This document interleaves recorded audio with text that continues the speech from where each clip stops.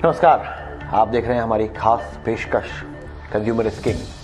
Corona की लगातार बढ़ती रफ्तार के साथ अगर एक अच्छी खबर आई है तो वो ये है कि आज से प्रिकॉशनरी डोज या बूस्टर डोज लगना हिंदुस्तान में शुरू हो गई हैं फ्रंटलाइन वर्कर्स को, उन लोगों को जो कि 60 साल से बड़े हैं और उनको कोमॉर्बिडिटीज़ हैं या जो आपके हेल्थ वर्कर्स हैं।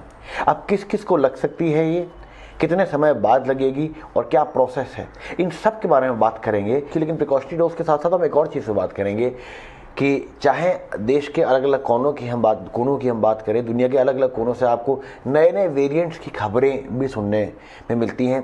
क्या इनसे डरना चाहिए, क्या एक और खतरा लेके आ सकती है, इन सब पे चर्चा करेंगे अगले आधे घंटे में। हम डॉक्टर समीर भाटी जो कि मेंबर है कोविड-19 कमेटी के। समीर सर, मैं आपसे शुरुआत करना चाहता हूँ, जो पहला फेज़ है फ्रंटलाइन वर्कर्स का 60+ विद कोमॉर्बिडिटीज़ एंड जो आपके हेल्थ वर्कर्स हैं, क्या लगता है आपको कब तक हम इस पहले फेज़ को पूरा कर पाएंगे और क्या ये पिछली बार से जल्दी हो जाएगा? देखिए, फिलहाल अभी हमने जो बात की है बूस्टर की, स्पेशली जो प्रिकॉशन डोज की है वो हमने 60+ वालों की है, 60+ प्लस कोमॉर्बिड वाले की। अभी हमने 45+ कोमॉर्बिड को इसमें ऐड नहीं किया है। दूसरा इसमें एक ये है कि ऑलरेडी हम अगर हेल्थ केयर वर्कर्स की बात करें या फिर हमारे 60+ की बात करें, वो लोग मैक्सिमम जैसे सेकेंड डोज ले चुके हैं और उनको अब इसके लिए आना है, तो वहां पर हेजिटेंसी इस तरह की नहीं देखी गई। तो मुझे लग नहीं रहा कि इस ड्राइव को, इस फेज को हमें कोई बहुत ज्यादा डिफिकल्टी होगी। और दूसरा, हमारे पास जो वैक्सीन की अवेलेबिलिटी वाला भी कोई कंसर्न नहीं है। जो एल्डरली लोग थे उनके अंदर तो उस तरह से हमने जब ड्राइव शुरू हुई थी तब भी उनके अंदर कोई हेजिटेंसी नहीं देखी थी। एल्डरलीज तो आके और अभी भी वो थोड़े एक्साइटेड है। हाँ, सिर्फ एक जो थोड़ा सा चैलेंज आ रहा है कि अभी उन लोगों का सवाल, जिस तरह से आज हम रियल टाइम देख भी रहे थे, शुरू हुआ था वैक्सीन जिस तरह से, कि अभी संक्रमण दर ज्यादा बढ़ रही है, तो थोड़ा जो एल्डरली लोग हैं उनको आने में वो थोड़ा एंक्शियस है। मतलब उनकी फैमिली उनको थोड़ा वो भी नहीं अलाउ कर रही है और वो भी आने में थोड़ा सा एंक्शियस है। तो इस चीज का, और बाकी कुछ थोड़े उन लोगों के इस तरह के सवाल थे कि क्यों ना मिक्स एंड मैच वैक्सीन आए तब हम लगवा लें। ये इस तरह की कुछ चीजें, छोटे मोटे इस तरह की कुछ हेजिटेंसी रही है। बट अदरवाइज ओवरऑल मुझे नहीं लगता इस फेज में अब दोबारा से कोई हम लोगों को बहुत ज्यादा चैलेंज आने वाला है। समीर सर, मैं आपके पास आऊँगा। आपने एक बात कही कि वैक्सीन की कमी नहीं है। अगर वैक्सीन की हमें कमी नहीं है तो हमने क्यों एक साथ सबके लिए ये नहीं खोला और हम फिर से एक स्टेज वाइज प्रोसेस में जा रहे हैं? अगर क्योंकि एक दो डोज सबको लगी चुकी हैं जिन जहाँ अवेलेबल हैं वैक्सीन, तो क्यों अभी भी हम एक स्टेप बाय स्टेप जाना चाह रहे हैं इंस्टेड ऑफ ओपनिंग एवरीबडी, कि आप जिसको भी मन है, जैसे अगर आप यूके यूएस में देखिए, जो भी जा रहा है वो एक प्रिकॉशनरी डोज लगा के आ सकता है, पर हमारे यहाँ अभी भी हम स्टेज बाय स्टेज जा रहे हैं। बिल्कुल बिल्कुल। देखिए, वैक्सीनेशन ड्राइव चाहे पहले भी हमारी चली हो, चाहे अब आगे जो बूस्टर का भी हमारी स्ट्रैटेजी रहेगी। और बूस्टर की स्ट्रैटेजी देखिए, ओमिक्रॉन को देख के बूस्टर की कोई ऐसी स्ट्रैटेजी नहीं है जो हम प्रिकॉशन डोज कह रहे हैं ओमिक्रॉन को लेके या थर्ड वेव को नहीं। बूस्टर की जो हम बात कर रहे थे वो तो पहले से ही बात कर रहे थे। स्ट्रैटेजी उसी तरह से चरणबद्ध तरीके से चलेगी। वैक्सीन का रोल क्या है, जो हम शुरू से बता रहे हैं, वैक्सीन का रोल है बीमारी की गंभीरता को बचाना, हॉस्पिटलाइजेशन को रोकना, ताकि हमारे हेल्थ केयर इंफ्रास्ट्रक्चर पे जोर ना पड़े और मृत्यु दर को, मोर्टेलिटी को बिल्कुल रोकना, उसको कम से कम करना। तो ये वैक्सीन का रोल है। संक्रमण तो अगर बूस्टर भी लग जाएगा, हम एक और डोज लगा देंगे, चाहे विदेशों का आप एग्जांपल देखिए, वहां पे बूस्टर इतने लोगों को लग चुकी है, तो संक्रमण नहीं रुकेगा, इन्फेक्शन फिर भी हो सकता है। तो चरणबद्ध तरीके से करने का मकसद क्या है कि पहले हेल्थ केयर वर्कर्स को, जिस तरह से शुरुआती दिनों से लगना शुरू हो गया था, 16 जनवरी से जब हमारे फ्रंटलाइन वर्कर्स को लगना शुरू हो गया, तो उनको लगभग अब 1 साल होने वाला है।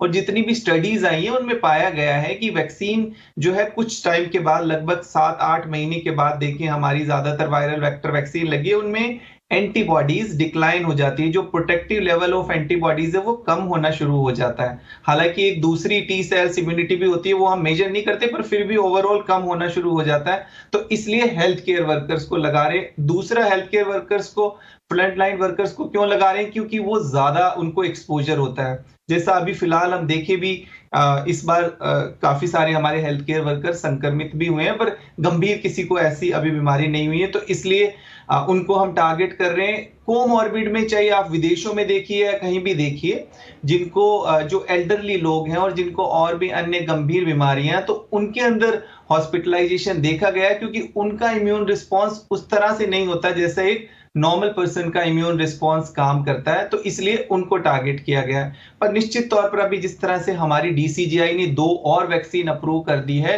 कोवैक्स और कॉर्बोवैक्स, वो भी आ जाएगी तो हम लोगों के पास वैक्सीन के और ऑप्शन अवेलेबल होंगे। और इसके अलावा मार्च तक मैं समझता हूं कि हमारी जो नेजल वैक्सीन है कोवैक्सीन वालों की, तो वो भी आ जाएगी, तो हम लोगों के पास काफी वैक्सीन अवेलेबल होंगे आगे, जिनको हम एज ए बूस्टर के तौर पर इस्तेमाल कर सकते हैं। तो मैं समझता हूं अभी जो फिलहाल स्ट्रैटेजी अपनाई गई है, जिसके अंदर 3 तारीख को हमने बच्चों को भी देना शुरू कर दिया और अब हमारे जो मेन हाई रिस्क वाले ग्रुप हैं उनको भी देना शुरू कर दिया, तो ये बिल्कुल साइंटिफिक और चरणबद्ध तरीके से बिल्कुल ठीक है। तो समीर सर, जिस हिसाब से आप कह रहे हैं कि 8-9 महीनों के बाद काउंट कम हो जाता है, तो क्या हम ये समझ सकते हैं कि साल की शुरुआत भी एक वैक्सीनेशन ड्राइव से हुई है और साल का अंत फिर से एक वैक्सीनेशन ड्राइव के साथ होगा? देखिए, अब इसमें बिल्कुल चरणबद्ध तरीके से ऐसे इसमें चलता रहेगा, बट इसमें इस बार ये हो जाएगा कि हमारा जो बच्चों की वैक्सीनेशन है वो भी आगे रोल आउट होना शुरू हो जाएगा, क्योंकि बच्चों की फिलहाल अभी हमारी 15 से 18 की हुई है, अब 12 से 18 की रोल आउट, और उसके बाद कोवैक्सीन ने अपना जैसे और भी जो छोटे एज ग्रुप वाले हैं अपना डेटा दिया हुआ है, और बच्चों के लिए भी अभी 2 और 3 वैक्सीन और पाइपलाइन में है, जिसमें सीरम इंस्टीट्यूट वाली भी है। तो एक तो बच्चों की वैक्सीन फुल फ्लैश शुरू हो जाएगी, और बाकी जो हमारा फिर एज ग्रुप रहेगा जिनके लिए जो वैक्सीन की बूस्टर में भी अभी जो है कुछ और पॉलिसीज आगे अमेंडमेंट होकर आएगी, चेंज होकर आएगी। तो बूस्टर की तो जैसे हम बात कर ही रहे थे, और अभी जैसा मैडम ने भी बताया, जैसे फ्लू के लिए भी हम अपडेटेड वैक्सीन लेते हैं, तो आगे थोड़ी और अपडेटेड ट्रीटेड वैक्सीन होगी जो हम लोगों को देनी होगी। जी बिल्कुल, अब आई थिंक इस साल के अंदर हम सबको बूस्टर्स ईयर एंड तक दे पाएंगे, सबको बूस्टर। समीर सर, मैं आपसे सवाल लूंगा, अभी तो हम बात कर रहे हैं प्रिकॉशनरी डोज की, लेकिन बहुत बड़ी जनता अभी भी इस देश में ऐसी है जो कि सेकेंड डोज जिसने नहीं लिया है अभी तक।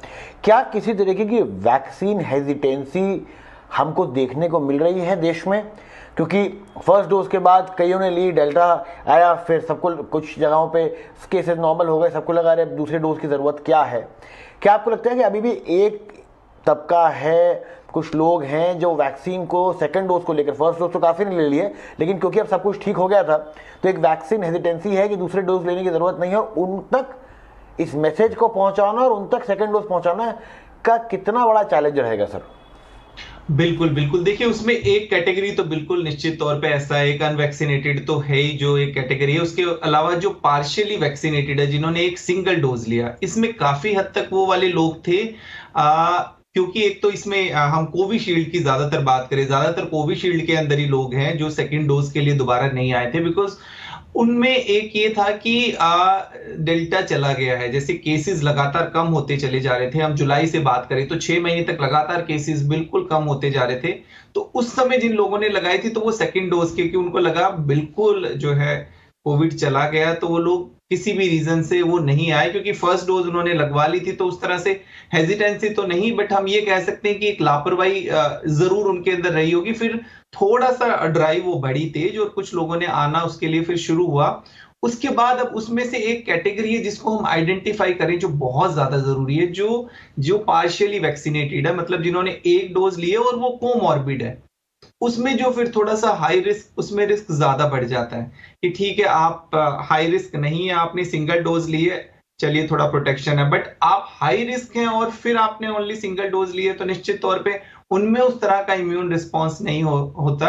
तो सरकार इसीलिए इस पे कर रही है कि जो एटलीस्ट हमारे कोमॉर्बिड और पार्शियली वैक्सीनेटेड, मतलब जिन्होंने एक ही डोज ली है, तो उनके लिए पूरी कोशिश की जा रही है कि उनको किसी भी तरह से वैक्सीनेट किया जाए। और दूसरा एक जो मैं अभी बात करूं, रिसेंटली आज हमने जो रियल टाइम थोड़ा देखा है कि प्रिकॉशन डोज को लेके भी जिस तरह से अभी क्या है कि लोग, जैसा मैंने अभी पहले भी बताया कि अभी वो मिक्स एंड मैच का वेट कर रहे हैं, तो उनको हम बता रहे हैं कि नहीं, फिलहाल अभी करंटली जो पॉलिसी आई है इसके अकॉर्डिंगली आपको यही लगवा लेना बहुत ज्यादा जरूरी है कि आप प्राइमरी वैक्सीन की जो थर्ड डोज ले रहे हैं उससे भी काफी अच्छा आपको इम्यून रिस्पॉन्स मिलता है। तो फिलहाल आप जो वैक्सीन अवेलेबल है आप उसको जरूर लगवा लें। और इसके अलावा कुछ लोगों के आज जो सुबह हम देख रहे थे सवाल थे इस तरह की कि उनको कोविड हो चुका है, अभी ओमिक्रॉन से वो ग्रसित हो गए हैं, तो देखिए उसके लिए अभी फिलहाल गाइडलाइंस यही है कि उनको अभी वेट करना पड़ेगा। उनको अभी हम नहीं दे रहे हैं प्रिकॉशनरी डोज। उनको जिस तरह से पहले गाइडलाइंस थी कि